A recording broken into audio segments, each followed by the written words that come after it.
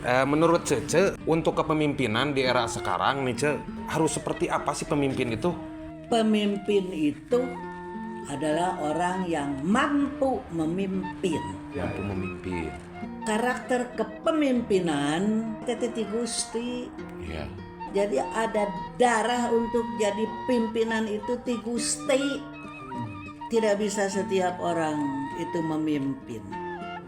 Ada semacam bakat. Iya. Orang-orang pilihan gitu Ce ya. Kenapa? Orang-orang pilihan Tuhan. Nyamuk, Iya. lain pilihan orang, Mohon. pilihan orang berijung salah. Mohon. Jadi, ya kan, itu kudu dipaksakan. Kalau memang kita tidak ada bakat untuk memimpin, tidak usah dipaksa. Karena semua orang sudah diberi bakat sewang-sewang, ya kan?